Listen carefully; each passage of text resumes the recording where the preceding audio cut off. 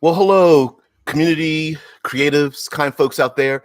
I'm your host, DBJ. This is RPG with DBJ. And for those who don't know, normally this process, Monday through Friday, as we do a demi-daily deep dive, each day has a theme, but the week itself has one theme connected to it.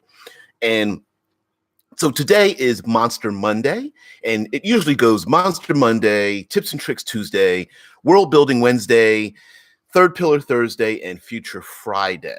And then the entire week has one big theme, so we can just deep dive into it. And today's theme, or we begin this week with today's theme of Urban Adversaries, Urban Adventures. And so I thought we would go a little bit into I guess I was just sparked a little bit by having picked up Guildmaster's Guide to Ravnica, as well as just beginning to write, and it made me think that we don't really have very many resources out there for doing an urban type adventure. What are the pitfalls? Why do we stay away from urban adventures? Why are urban adventures far more prolific as we go up the scale in terms of technology, which kind of makes sense because there's, bigger cities. We tend to live in bigger cities, especially in modern day. But how can we use that in our classic 5th edition Dungeons and Dragons and other things like that? So thank you very much. Right now, I'm just preambling as people check in, get themselves settled in, and I am trying to get the chat up, and for some reason it is not allowing me to do that. So I'm going to open up another window and hopefully get the chat so that I can see what you guys have to say to me. And yes, I know I'm live now, but I'm trying to get the chat up. Thank you very much. All right. Anyway, while that is coming up, here we go. Sorry for preambling so much. I thought in terms of getting the, there we go. Is that it? No, that's not it. Come on. What the heck is going on? Sorry.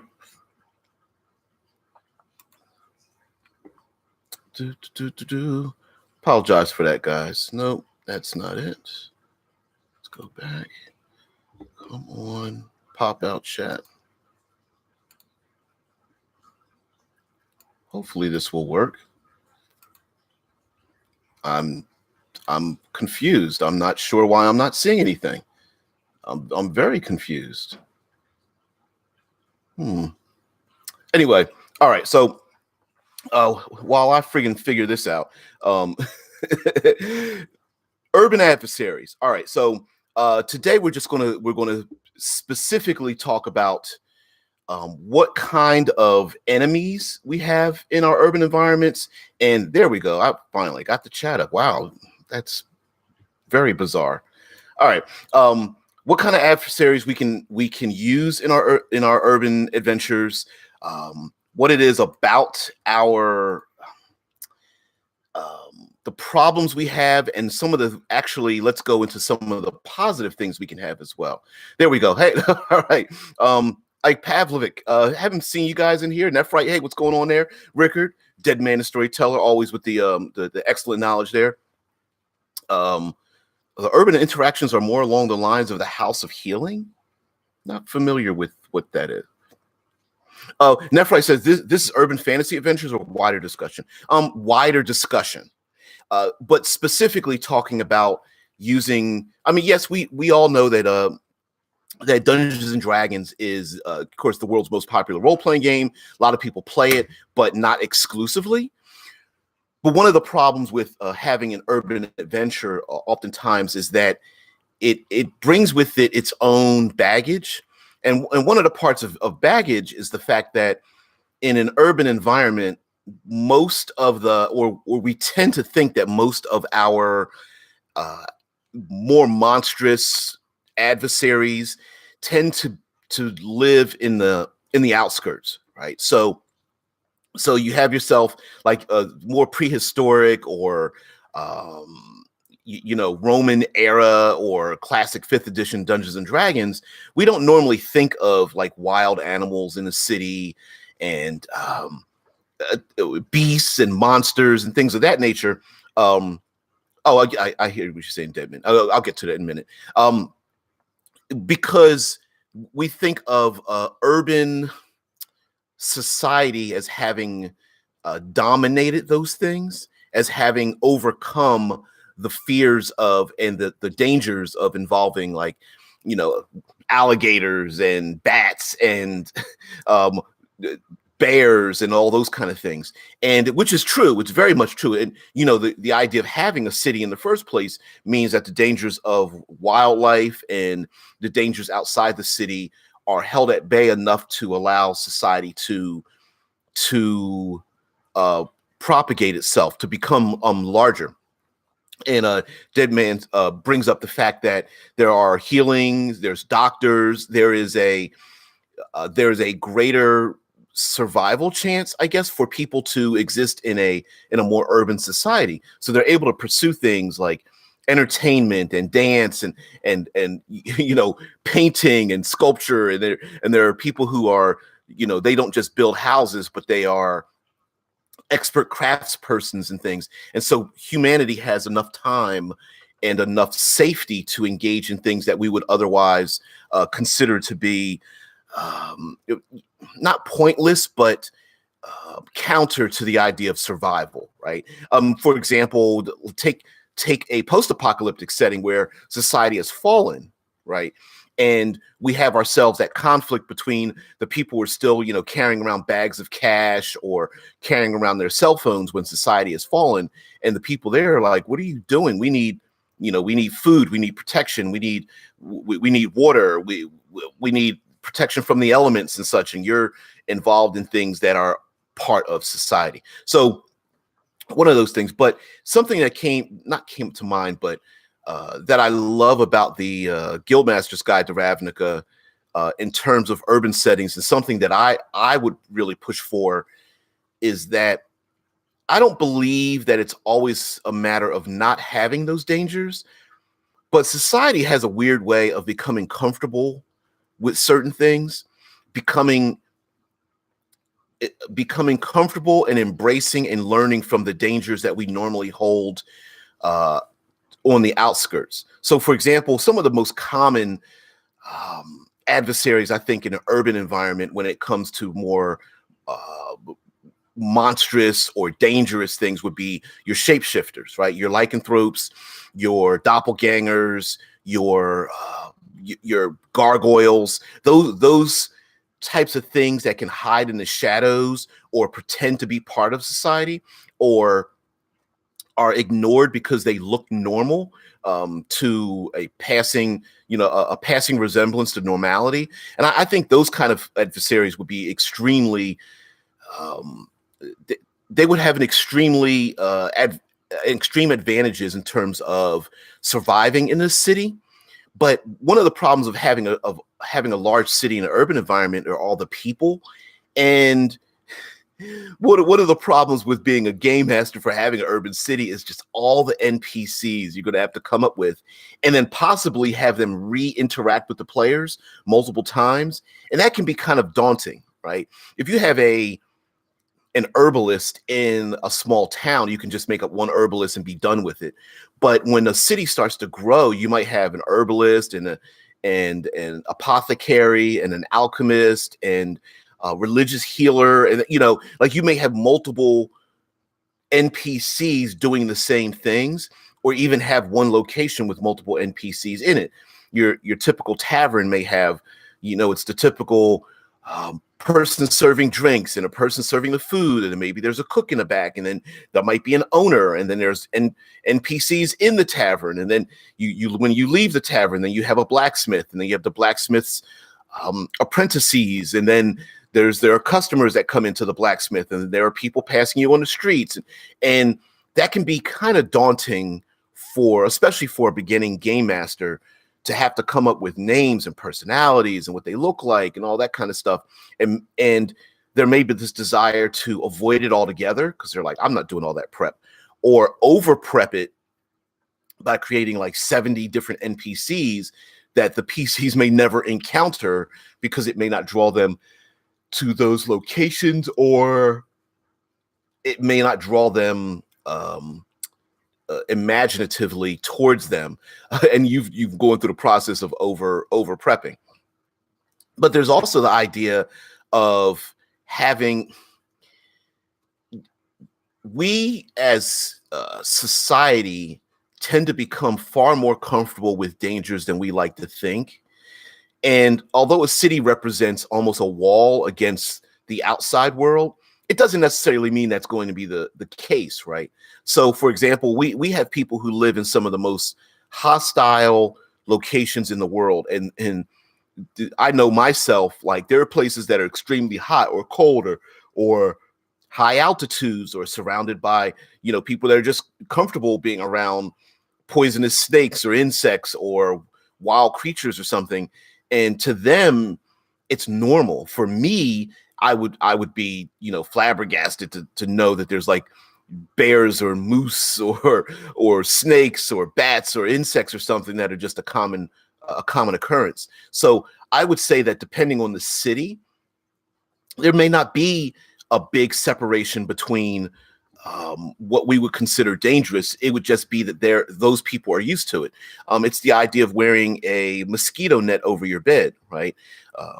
Those of us that are not plagued by mosquitoes and might carry, possibly fatal diseases from mosquitoes would avoid the place like the plague. But the people there might just deal with it, or it might be just a normal part of life. So there may be, for example, there might be a swamp-like city that ends up breeding and training alligators or something. And the PCs, to them, they may find it dangerous, but people there are just like, no. We every once in a while, a couple of alligators will find their way into town. You just got to be careful. I know here in the States, in Florida, you don't want to walk a small dog near low-lying water and you don't want to wade into low-lying areas of dark water, because there is a possibility there might be an alligator in it.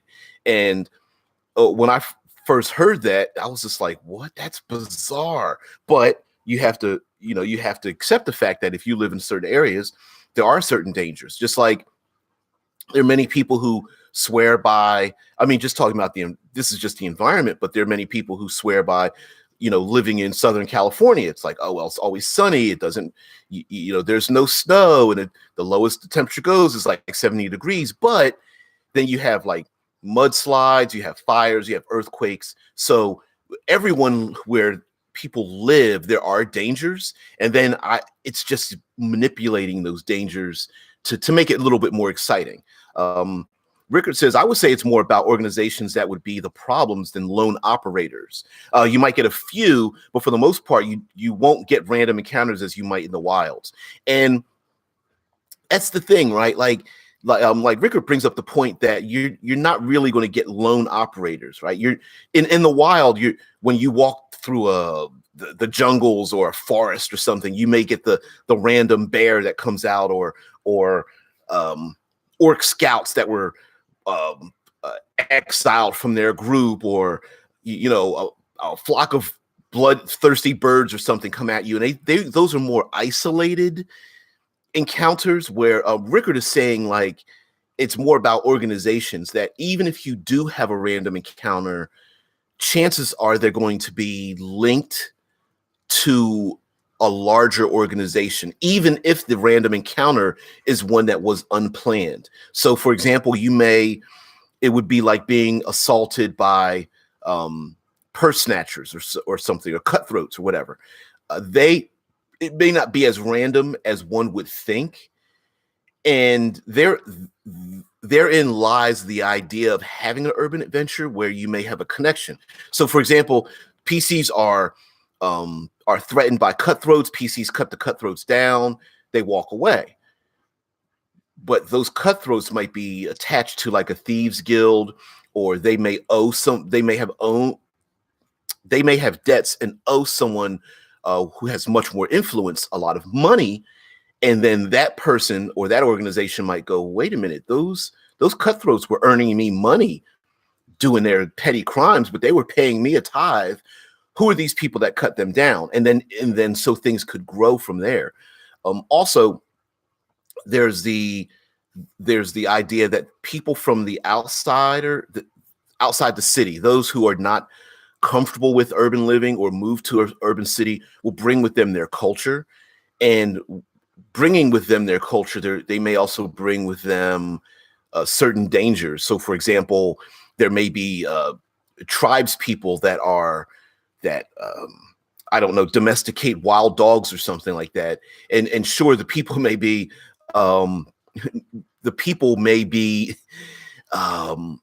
annoyed by all these wild dogs that are being brought into the city. They might have certain laws or whatever, but over time or even generations, the people might just become comfortable with it.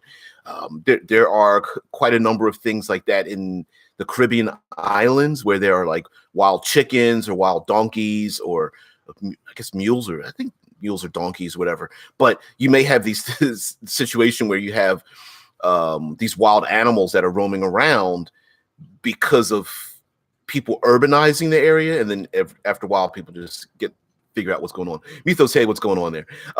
Yeah, we're just talking about urban adversaries. Now, of course, one thing is that in having urban adversaries, you're definitely going to have your humanoid ones, and I do that in air quotes because you're going to have your fighters and your druids. You're going to have your spies. You'll have your law enforcement. You'll have your doctors and creators and such. Oh, Dead Man says donkeys because mules are sterile. Yeah, so it's donkeys. Yeah, there's a Caribbean island, I believe it's a Grand Turks or something, and they roam around like pigeons. There's another Caribbean island that has nothing but pigs on it. Oh, Mythos, thank you so much. Thank you very much for the super chat. I don't know if you realize this, Mythos, but I did a whole episode on riffs. I don't know if you caught that or not. And yes, I had a very good Valentine's Day. It was very much and thank you very much. Hugs and kisses. Thank you very very much. You're very very very kind. Not necessary, but thank you. I'm just taken aback a little bit. Yeah, taken aback quite a bit. So in your urban environment, of course, you're going to have your humanoids, your human beings. Yeah, we're not. Oh, leave it alone. So, yeah, you're going to have your human beings with, they're going to have your character classes or skills and whatnot. Which is always going to be a thing, right? You're going to have your organizations, and yeah, Azala says, "Woohoo!" Yeah, yeah. Mythos might be starting something here. It's kind of cool, right? Starting a trend. Thank you very much for that. But yeah, it's. I think we can build off of the idea of having more and more of these interactions with these organizations in your city, because there's always don't believe Weird Al. I don't get the reference. but along with having organizations, one of the cool things about having organizations is always this idea that if you're not with us, you're against us. And doing that, oh yeah, yes, Weird Al, yes, the American Idiot song. Yeah. Oh, Ricker says, has the option for super chat option always been there? Well, the answer is yes and no. The option has been there for couple of months now. There is YouTube has what they call a partnership program. The more active you are, the more people interact with you, the more prolific you are. YouTube starts giving you certain benefits for being part of the YouTube community, and that's one of it. I believe I don't see them, but I know some of you have noticed that there are like ads or commercials attached to some of my videos and things, and the super chat thing is down. It's like there's like an emoji button, and then right next to it is a super chat button.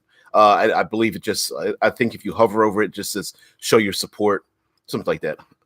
Oh yeah. I did the Mythos. I did the Riffs video on Friday.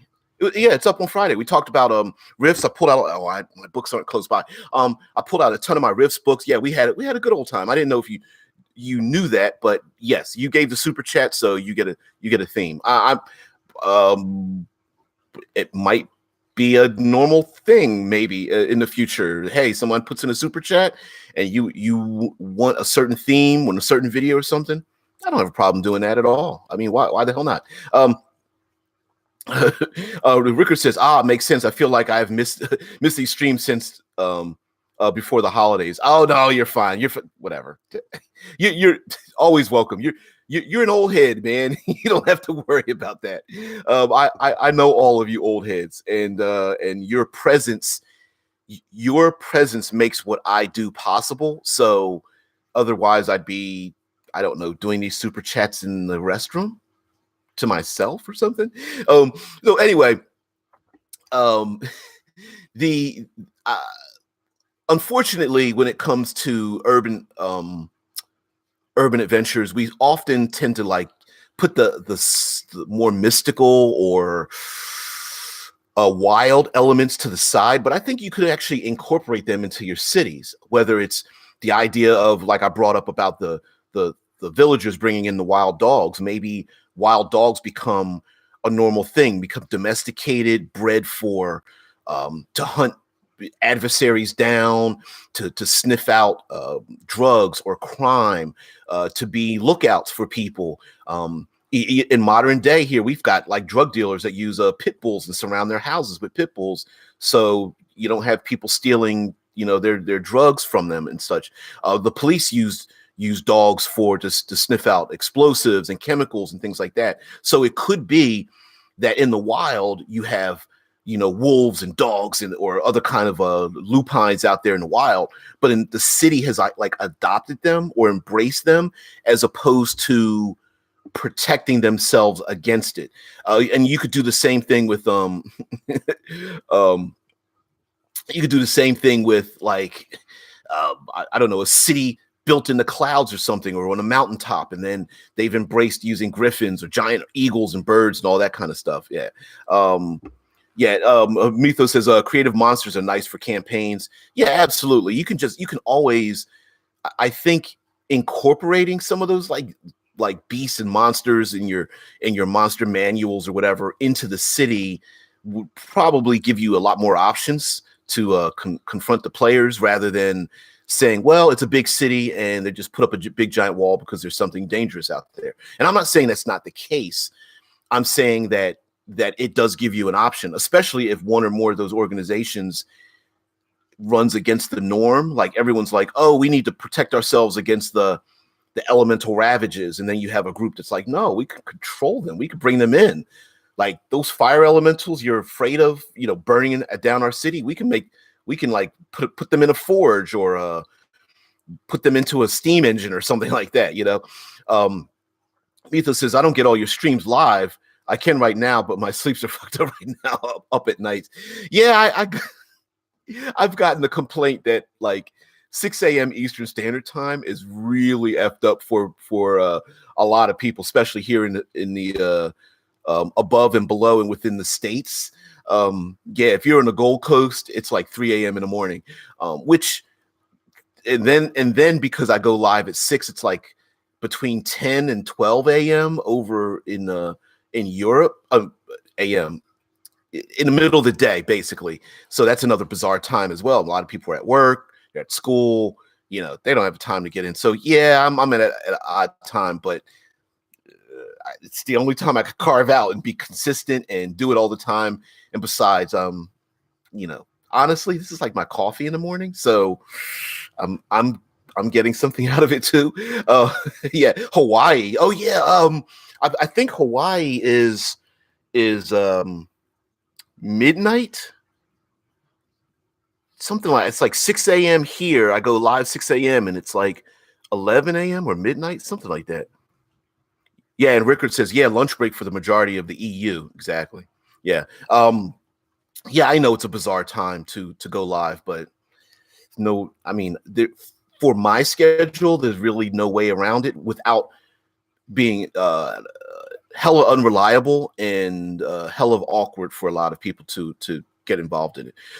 There's always, how about an old house is falling apart as the adversary, or an under construction skyscraper, like Common Tropes' movies where you might fall through. See, now you're jumping ahead to Third Pillar Thursdays, dude. And I hear, but no, you're absolutely right. I mean, that's a thing, right? Abandoned houses, sewer systems, even things living a rooftop. Oh, okay. Mito says that's why I'm like Santa. I don't show up all the time, but I give gifts when I do. Yeah, man. Listen, I really okay. I really do appreciate it, and you're being far too kind. So here's my suggestion to you, and to anyone else who, to anyone else who wishes to give a super chat. First of all, you old heads, don't worry about it, because you've given so much of your time and effort, and you know who you are, that it's not necessary. But yeah, man, I really appreciate it. It's not necessary, but I really appreciate it, man. And if you have any, I mean, if riffs is your thing, maybe that might be a theme we might do. Or if you come up with an idea or something like that, just post it up in there and I'll do it. Rickard says, to be honest, I love that it's on when it's on. I always know when to watch when I have lunch at home. Yeah, and that's why I want to be consistent, because I honestly say demi deep dive to give myself a little bit of an out if something happens, if I get sick or the stream doesn't work or YouTube pops me. And sometimes YouTube is funny. They do there's an audio filter, so if I say or do certain things, they'll pop some of my videos and give me a warning, which is really bizarre because I'm not that salacious, but whatever. So that's my out. But honestly, Monday through Friday is my thing. It's my jam. I know when like you said, you know when it's on. You always know when to watch. You always know the time. So I want to keep it that way. So yeah, bizarre time. But then again, everybody knows when it happens, right? Or those who do know can tell somebody else exactly when and where. And that's really what I wanted to do as well. Nephrite says, out here in Portland, there's a city nearby where the mines have been so overdug that houses collapse into the ground. I use it as an adversary. There's no safe. There is no safety in the bed at night. Yeah. And Nephrite said it's lunchtime here. Yeah. Oh, okay. So you're across the pond, right? So yeah, my time is really bizarre there. But you guys are talking about like not having a safe place. Hell, Florida has sinkholes. There's people that have mined. There's a place in the middle of Pennsylvania that was a mining town that caught on fire. Literally the entire town. I believe this was back in the 70s. I'm sure that information is out now, where somehow a fire was lit through like the coal mining and methane gas or whatever was underground, and the entire city caught on fire from underground. I mean, there's plenty of things like that where cities don't necessarily have to be safe havens, or at least they're not safe havens to you, especially if you're the outsider, right? If a city is on stilts in a swamp, you're like, oh, well, this is kind of cool. But then when you don't realize there's a reason why they're up on stilts, right? Because of flash floods, because of alligators, because of snakes, or overgrowth, or thick fog or something like that. Smoky Mountains here in Tennessee, thick fog blankets the valleys all the time, every day. If you're not used to it, it's a thing. If you're not used to the humidity in more of the tropical regions, or you're not used to the snow in the Arctic areas, and that can layer on top of these big cities and become like an adversary unto itself, in terms of the environment. But we're not there yet. That's Thursday.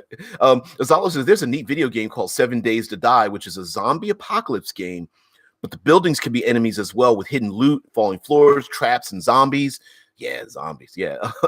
And Rickards goes on to say, you also have the strange things happening in urban areas where some of the evil becomes everyday stuff and is just part of a community in and of itself. I absolutely agree with that. I used to be a big person that hated the tieflings. Yes, I know. I'm an old grognard. I hated tieflings for a long time. And then then I started thinking about it. Like, people start to get comfortable with the strangest things. Okay, something we've gotten comfortable with here. Naloxone is a drug used to help drug addicts who are ODing, suffering from like heroin and meth addiction here. And now there are communities that hand out naloxone, including schools and police and fire, because people are getting high in like stores and gas stations and things like that. It's just become a thing. You guys are bringing up racism. Okay. Also maybe have a racist city here and there to certain players and races. That's a thing. That's a real thing too. Go someplace and we all, I know I'm the African American on the channel, but we all know that there are places for good. It's whether it's good or bad doesn't matter, but it's real. We know of a place that's close by us that if we went there, we would be the outsider, right? And sure, we may feel like it's not as common, it might be stupid, but it's a real thing. And that's a real, how do you say this? That's a real threat, or can be a real threat, especially if it's a backdrop. Let's say you're a PC and you go into a neighborhood and they're like really racist and like prejudicial against you, and then you're being hunted by something or attacked by something, and the people just like turn their head, or they encourage it even. I mean, it's kind of effed up, but it's true, right? We all know that. Deadman says Colorado has the coal seam fire, where a coal seam underground caught fire, and occasionally starts fires in the forest above. Is that Colorado where that happened? Yeah, but that's a real thing, right? And that would be kind of dangerous, but kind of cool. I mean, sorry for the people who have lived in the area and have to deal with it, but that's kind of a cool thing to have happen. Just randomly walking down the street, and then all of a sudden this like fire erupts from under the street after the PCs have passed maybe signs that said "Do not enter" or something. That'd be kind of cool. Yeah, or Mythos but goes on to say, but then have open, accepting cities. Yeah, exactly. I mean, there's always extremes. The overly open and accepting city, and the really like racist city, and maybe the overly open city brings in too many dangers, which is why the exceptionally racist city exists as well. They're like, oh, we don't want to be like those overly open cities because they don't keep out the riffraff. But then on the other hand, the overly racist city has all their own violence and stuff too, because they bring it upon themselves. You know what I mean? Azala says racism is a hard thing to bring in game while also not offending the players. Right. You guys should already know that role-playing games are games. And if I were to play in like an American like 1920s, I don't know, Call of Cthulhu game, there would be a lot of racism. Right, subtle or not, and I feel like those are great things to explore in role-playing games, not to avoid and hold my hand. So I've played in games that had those themes in it, and while not pleasant to on any regard, they are cool things to use. Because like Star Trek and all iterations of Star Trek, it gives us a mirror on ourselves and gets us to think in different ways. So yeah. Mythos says, while it's tough, serious subject matter, it is important to discuss. I agree. And by the way, before or after a game is a great way to like deal with the harsher feelings, especially if someone felt you never know what subjects you bring up in the game. So it might bring up tense feelings with people, so to talk about it beforehand or afterwards would probably be a good idea too. Nephrite says gated communities. Yeah, it doesn't even need gates. An area of London that have the basically, quote, "We are the super wealthy, get out." CCTV panning at you constantly. A city as a panopticon. You know what? And that's a thing too. You don't need to have physical walls, but there are social walls as well. Like you're in the, I'm just making an example. Let's say you're just a casual worker, common individual. Maybe you need to walk through an area. If it's super wealthy, the police may just come by, ask what you're doing there.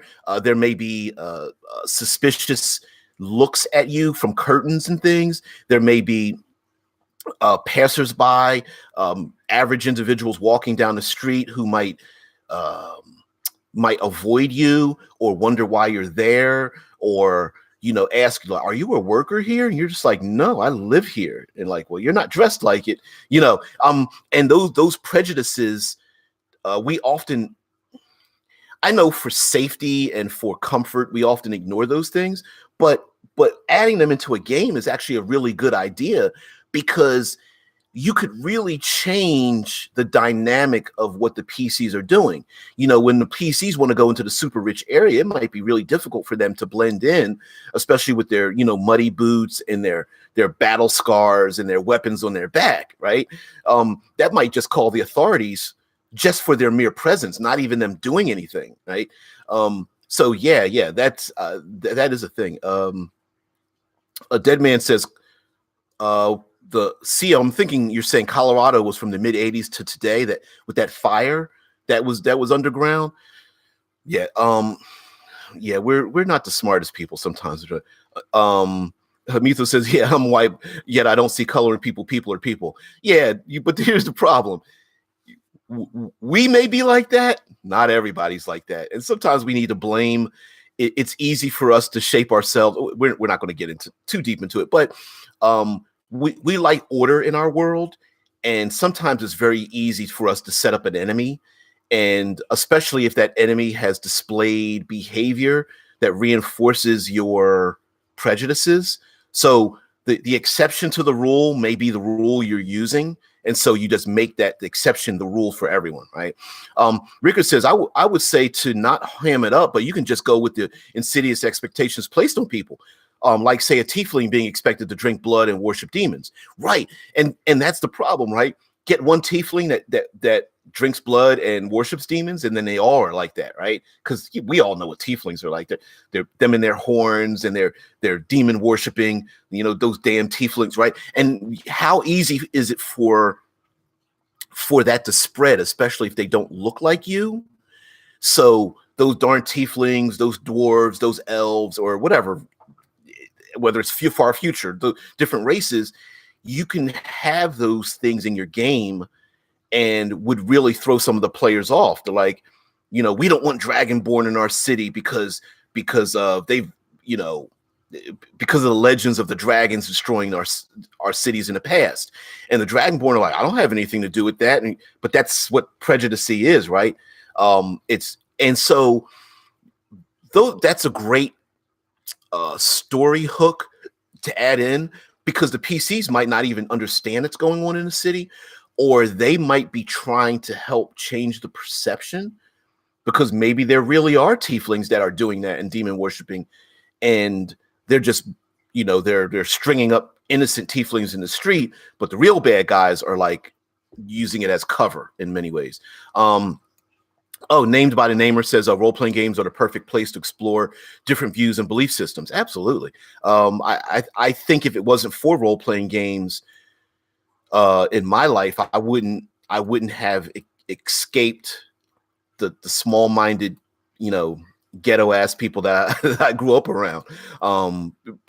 Pretty limited in terms of creativity and thought, and with almost a pride attached to it.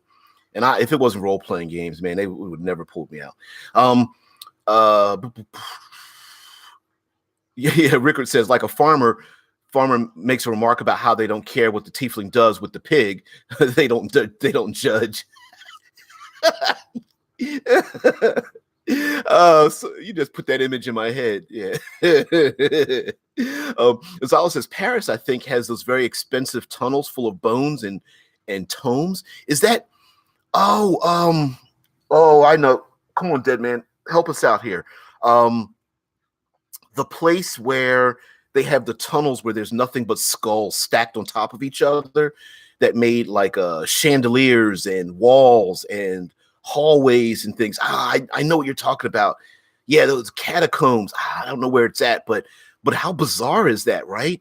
You know, for us, for me who doesn't live or wasn't brought up or wasn't around that kind of thing, I'm just like that is kind of sick and dark. But for the person or people who did it, to them, it might just be a normal thing. We're just going to, hey, listen, when you die, we're just going to clean your skull off. We're going to bleach it and stack it over here in the wall if you don't mind, right? Mythos is also there's a rougher parts of town for reasons. If police try to stamp them out, they will then spread to the whole city. And most cities need release valves, right? Even though every city wants to stamp out crime, there's also the danger of trying to stamp out the crime and the crime spreads to other areas while stamping it out in this one area. So in a kind of a insidious way, it's kind of good to have like a red light district. For those who don't know, the red light district used to be areas where the lights used to be covered in red to let you know that, you could, sex was for sale essentially, but also other crimes, drugs, gambling, that kind of thing. Yeah, Nephrite says there are secret tunnels, and at one point in 2010, an arts group had a secret cinema down there. Really, that's kind of wow. That's kind of cool. In a kind of a dark way, but kind of cool. Yeah. Yeah. That's wow. That's hmm.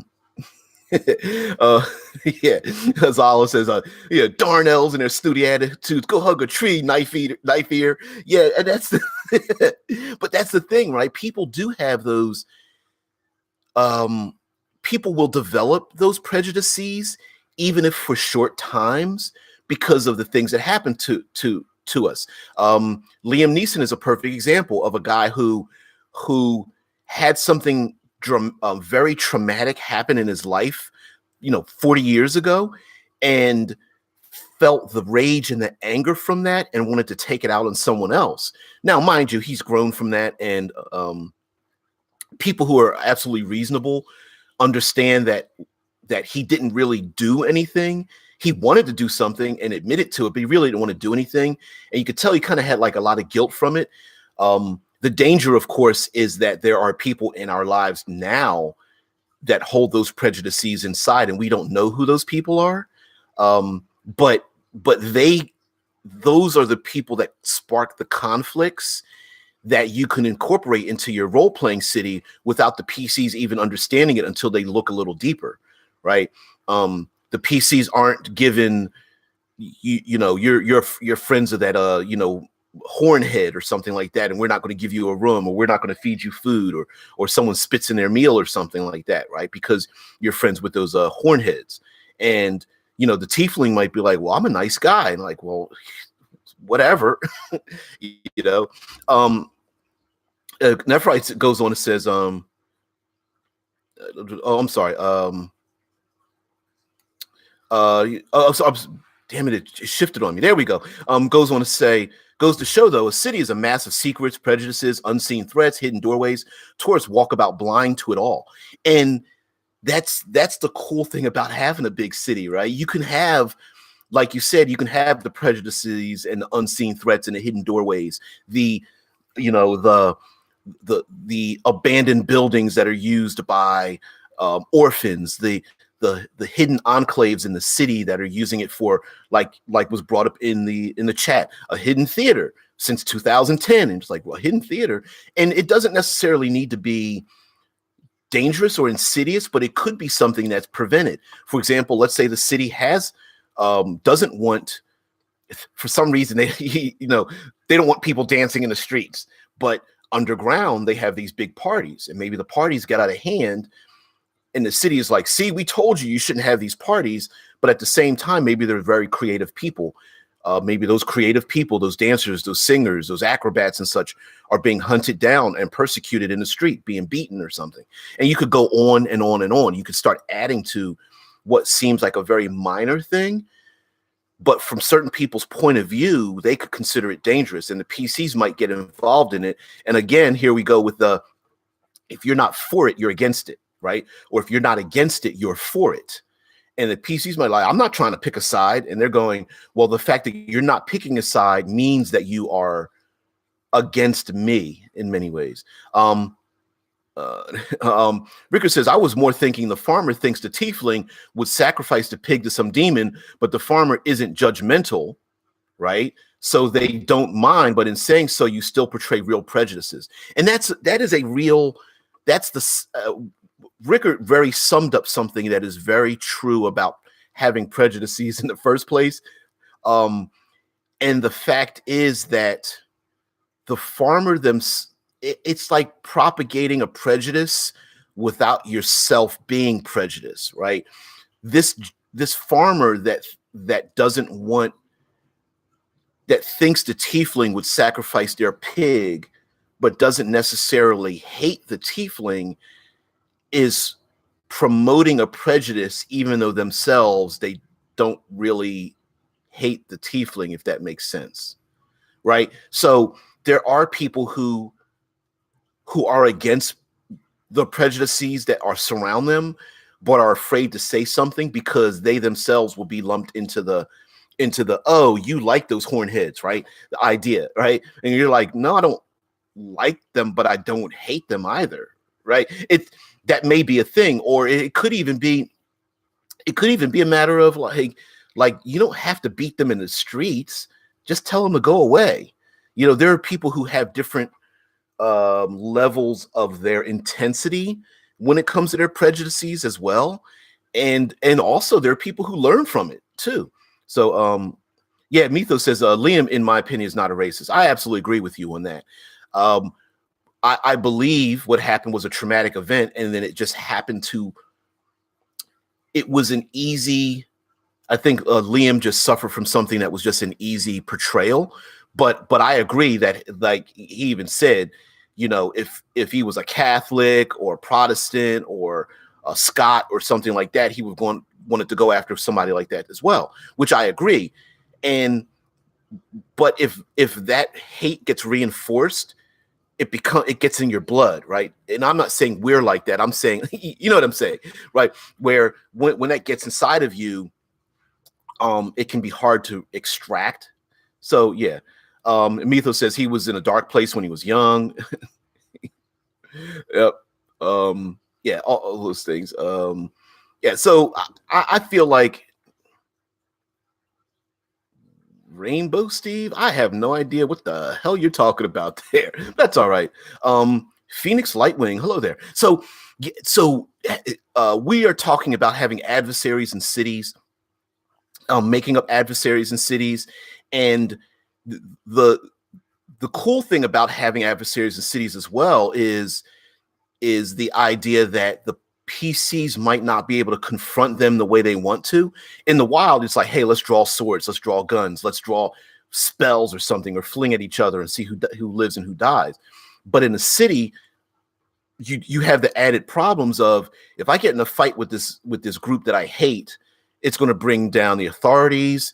There may even be 10 other factions that have rules against it. And so those 10 other factions might say, hey, listen, we have a no conflict rule in our city. If you attack one, it's like you're attacking us all, and we may hunt you down. That was a big thing in Vampire the Masquerade and other iterations of Vampire, where you had these places called Elysium, and you had rules. And sure, your vampire could easily, bum rush another vampire, but the problem was you would gain enemies of all the other clans, and the prince themselves could even get rid of you and go, oh, we're going to do a blood hunt on you. You killed another vampire, we're going to hunt you down, and everybody is free and open to attack you, and that might be their opening to get rid of you as an adversary. So open physical conflicts might be rarer or more difficult to get into when you have the idea that there might be the authorities are going to come in. You have rival criminal organizations. You might have a church. You might have arcane casters that don't want problems. You have enemies of the state that are looking to go after people like you who are, causing physical confrontations in the street and all that kind of stuff. Mythos said, Anakin Skywalker, if not with me, then you're, yeah, if you're not with me, then you're my enemy. And Obi-Wan, only a Sith deals in absolutes. I will do what I must. And then me, I love you, Obi-Wan, but you just said an absolute statement. You are Sith. Yeah. Yeah, that which is true, right? Yeah, if you're not with me, you're against me.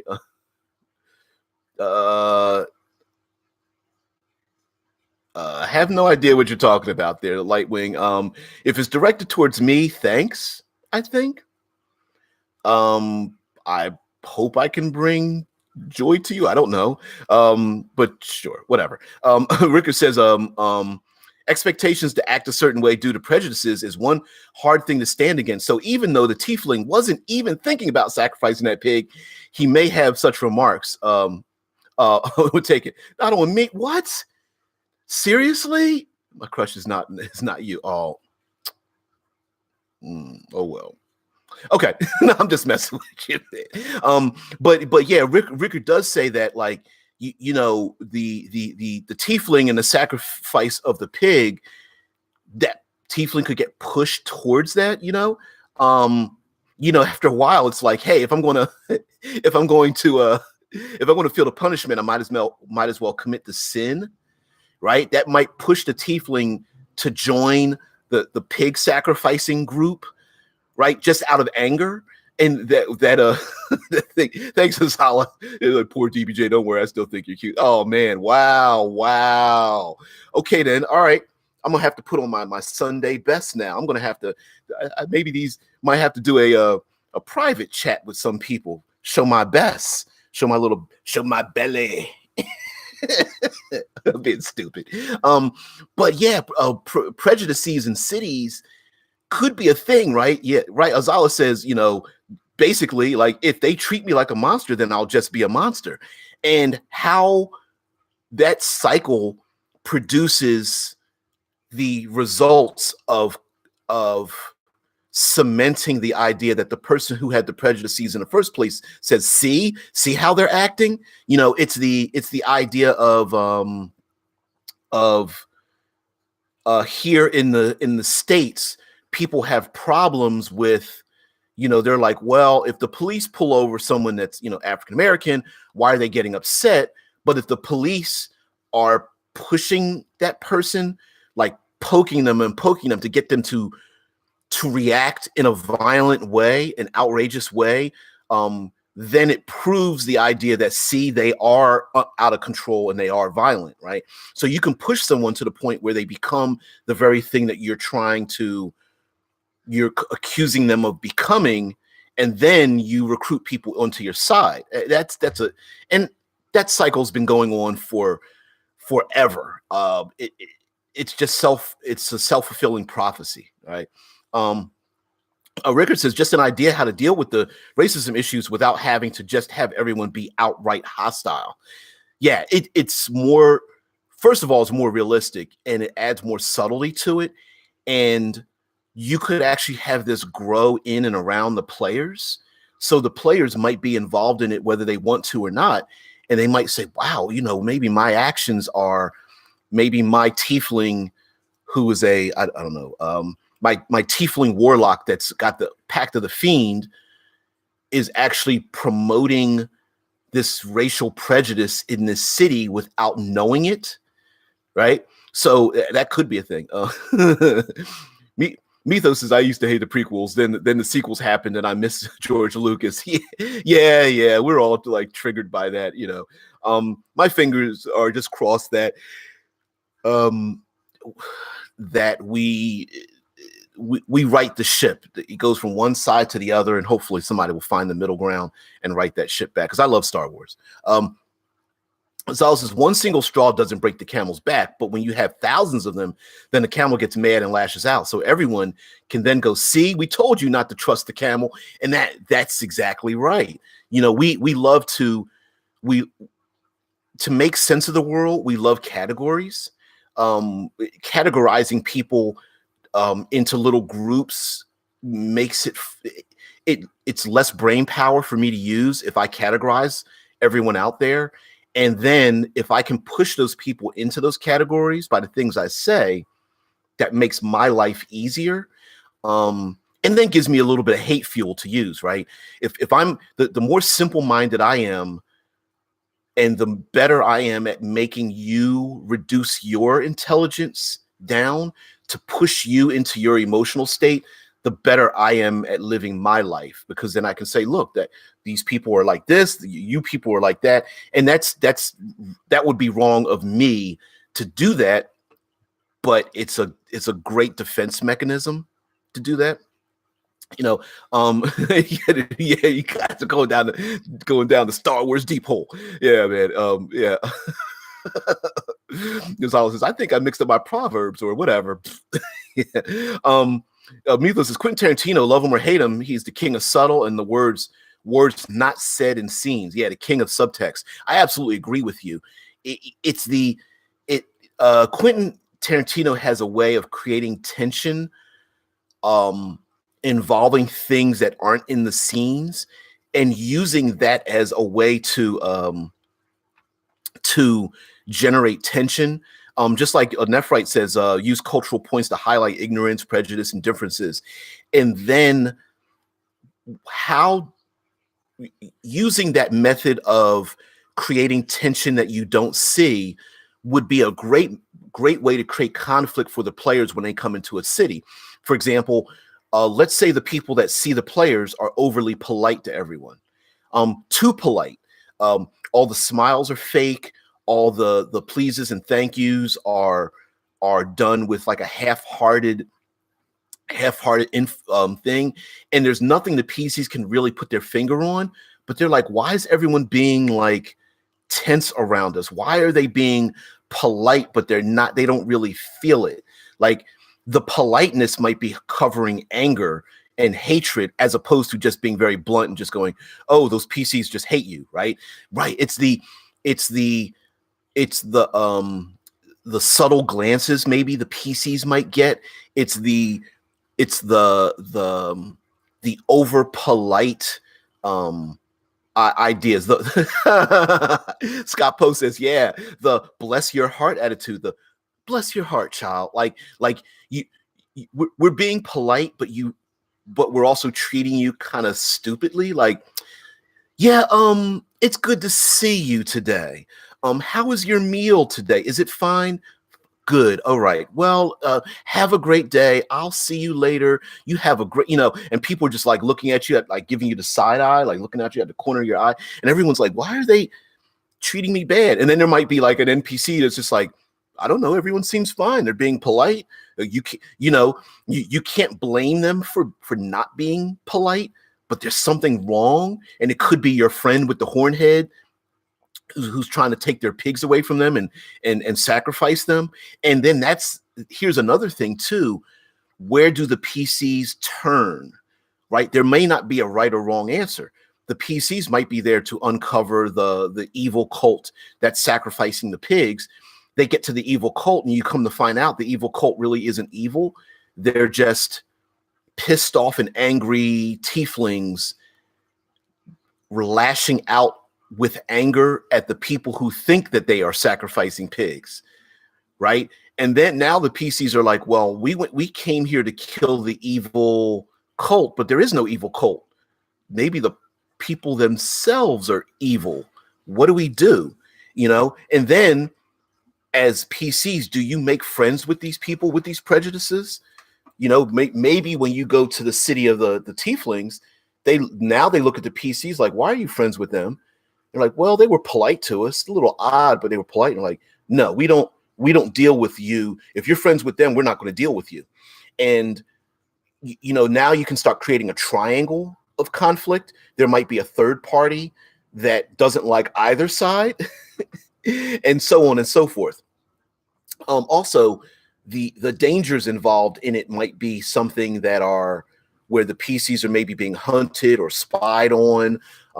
Maybe someone tries to kidnap one of the PCs and use them in their own machinations. Maybe here's another thing too. The people who are prejudiced against the tieflings dress up as tieflings to blame a random attack on people and then blame the tieflings for it. That's a thing as well, too, right? We need to wipe them out. So we're going to pretend to have something happen, or we're going to pay people or encourage our own citizens to lie about the pigs that are dying from disease, or the family that's been stealing the pigs for their own use to drive up the price of pork, right? Or stealing it and giving it to their own families that live on the outskirts of the town, and then blame the tieflings for it. Again, here's a story, here's a mystery, here's conflict. So you could absolutely do those things. Azala says, ooh, someone has been sacrificing animals and there's a new tiefling in town, but the people don't want to seem racist and blame the tiefling, but the tiefling is actually the one doing it. Yeah. Oh shit. There's a comedy movie, the Animal or something. Anyway, there's a comedy movie where like everyone is going around thinking that someone in the town is like changing into a wild animal and killing everything. And the black guy, and they're like, yeah, we're gonna take him down. And the black guy is like, in the group is like, hey, maybe I'm the beast. And everyone's like, yeah, maybe, but okay, we're not gonna string you up. And he's like, well, why not? If I'm the beast and I'm killing everybody, why aren't you attacking me? And everyone's like hiding the nooses and like hiding their pitchforks from them, and they're like, hey, I'm all about killing beasts, but I ain't stringing up a black dude that's a beast. It was very funny and very ironic. And how funny is that? Like, how cool is the irony of like being anti-prejudice because you don't want to be the person blaming the prejudice, and then the tieflings is like, cool, they're not going to attack me. That's nasty, but very funny, and very cool too. Betho says, so as a DM, it's good to be a good writer, which is why I mentioned it's important to write well. He said, though I suck at spelling, apparently. You're fine. No.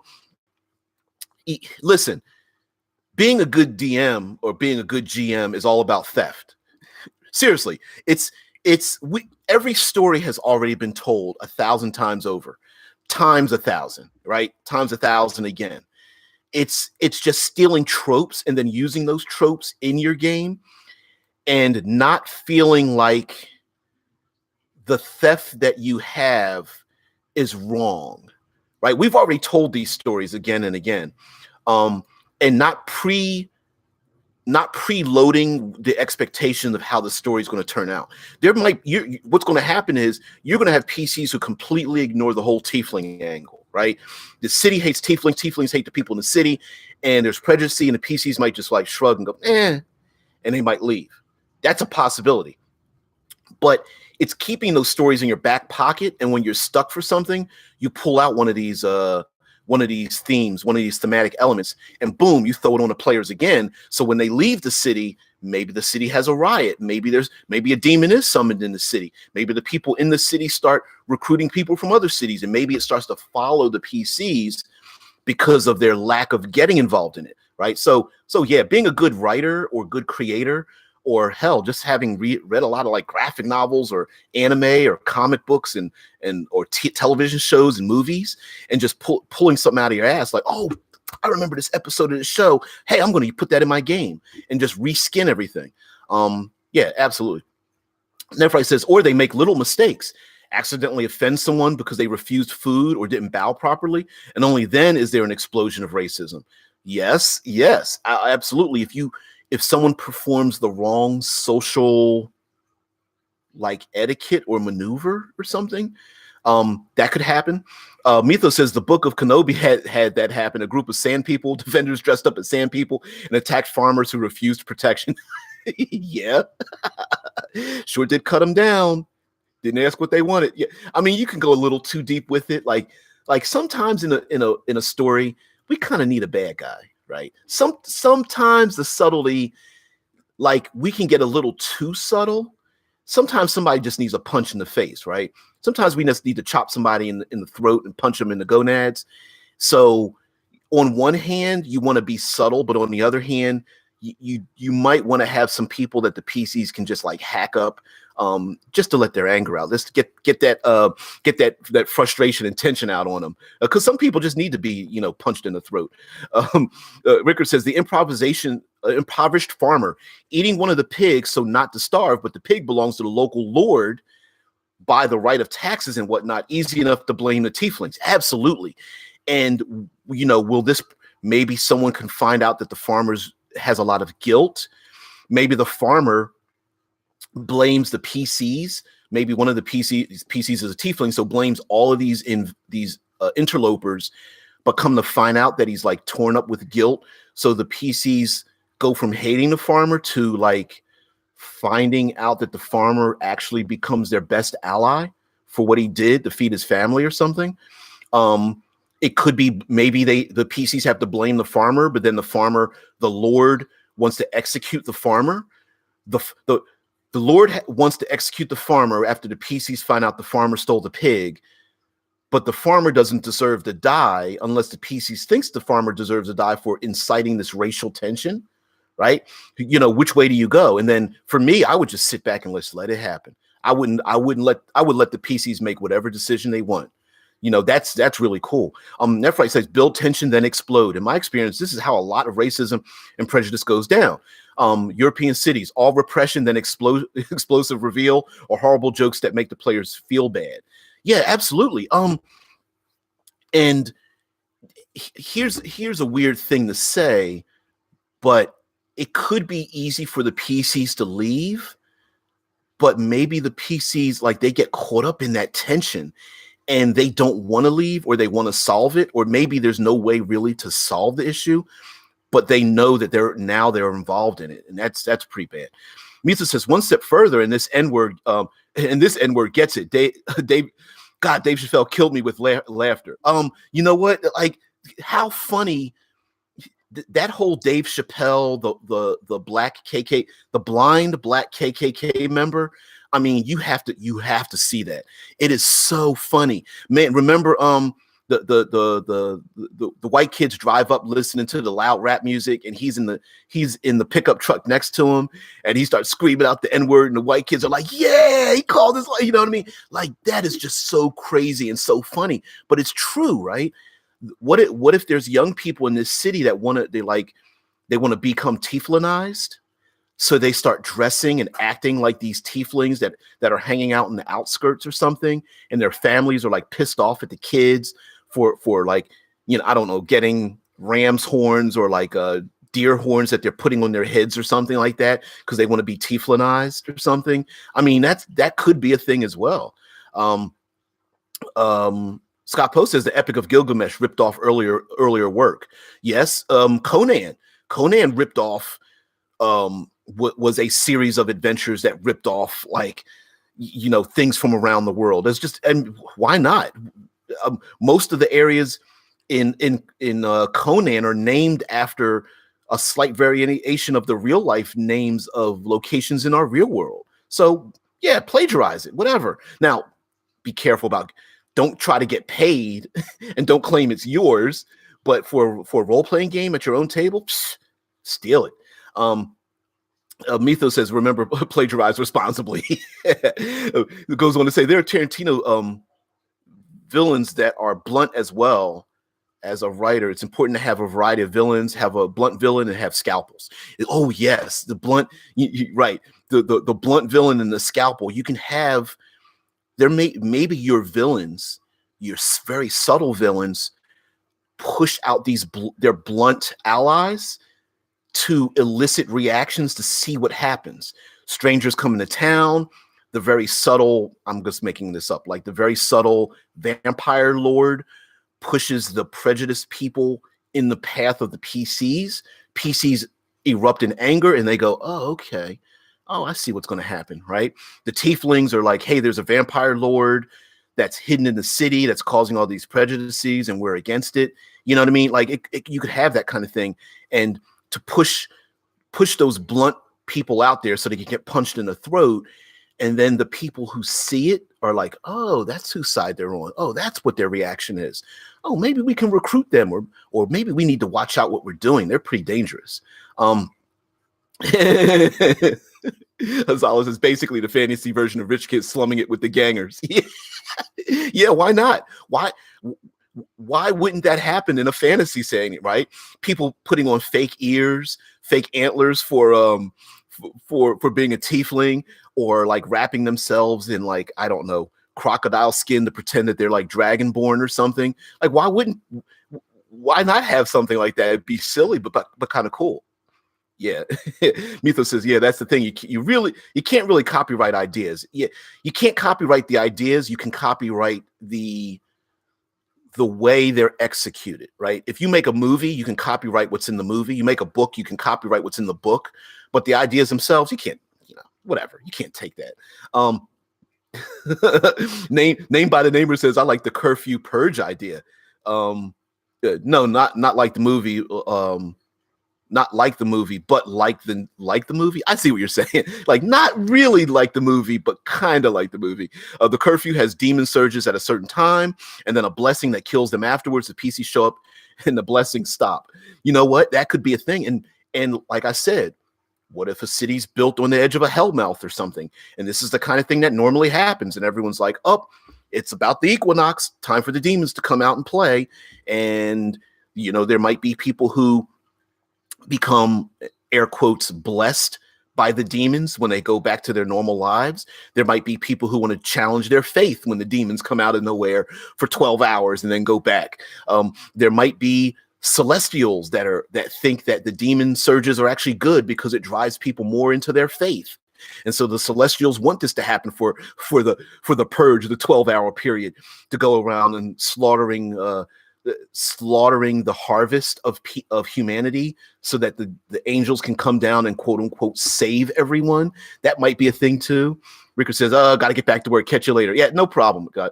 Yeah, Ricker, love to have you involved. It's always involved. Your presence is worth as much as and more than money. Yeah, man. Mythos D&D N-word fishing. I'm gonna have to make that game. It's so wild. They made a storyteller says Shadowrun had that with humans impersonating elves. I didn't know that.